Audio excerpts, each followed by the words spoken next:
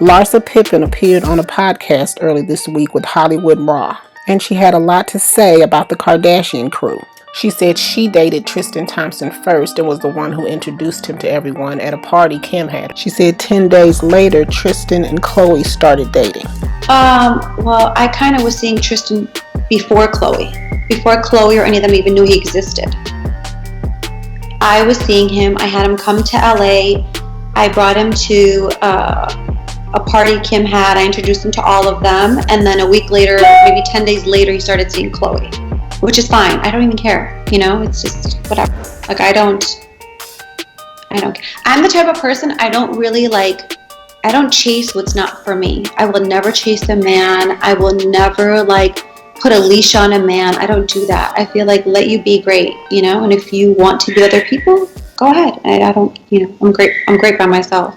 Did Khloe know you were seeing Tristan or dating him? Yeah, I'm sure she knew. Yeah, I'm sure she knew. I brought him to an event, one of Kim's events. Yeah. You guys weren't exclusive or anything. It was just hey, just having a good time. Yeah, we were.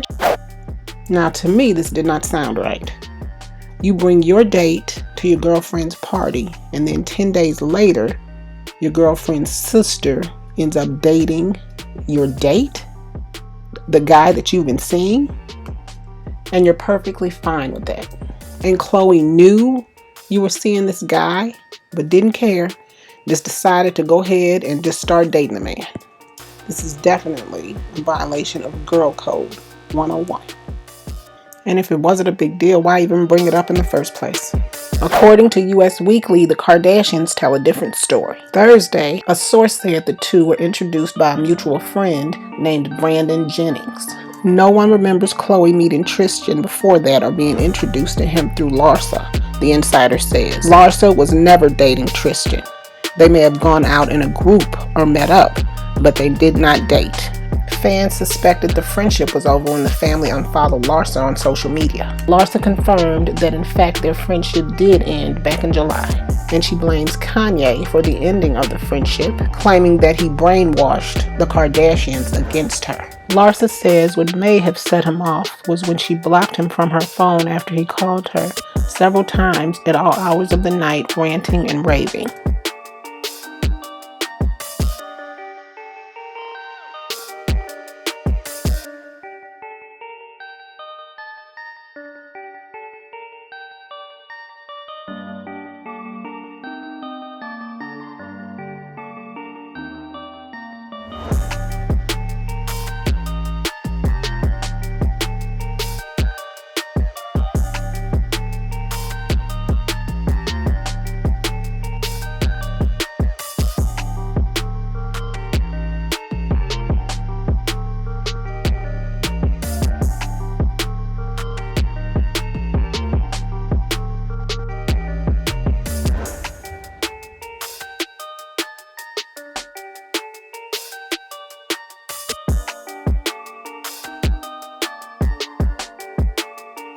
There seems to be an extreme lack of respect and boundaries when it comes to these relationships. And the fact that your husband is calling your best friend at all hours of the night is totally inappropriate. But then your husband proceeds to get mad when she no longer wants to take his calls and proceeds to turn the entire family against her because of it.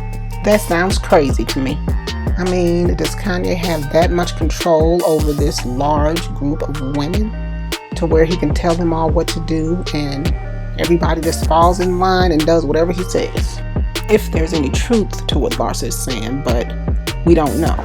Now, I can see Kim being manipulated because, that's his wife. She's the closest to him. So, maybe she fell under his spell and is normalizing this ridiculousness.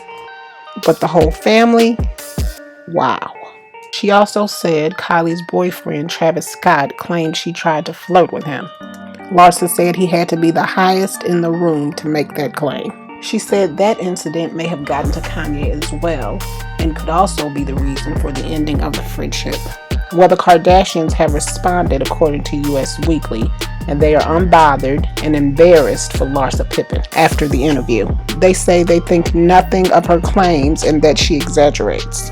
The family thinks Larsa spoke out now because she's craving attention, and the only attention she's got as of late is being Kim's friend and being on the show. Beyonce has been featured on Hello Magazine's Kind list for her generosity and giving back. Beyonce has always been known to be generous, giving to various charities throughout the years. According to the website, to celebrate World Kindness Day on Friday, November 13th, Hello is proud to present its inaugural Kind list.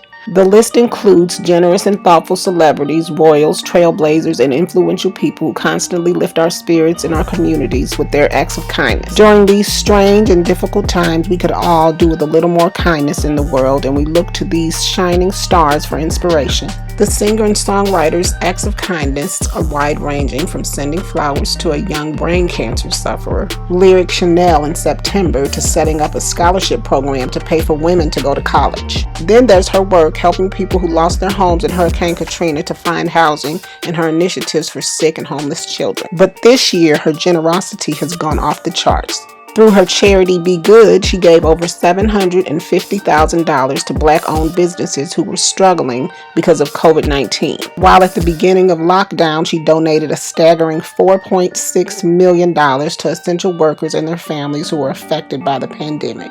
In an interview with British Vogue in October, Beyonce said she wanted to slow down from music to spend more time with family. I know we were all hoping for a new album from Beyonce as soon as possible, but it appears her focus is elsewhere at this time. So as far as more music from Beyonce in the future, I guess we'll just have to wait and see.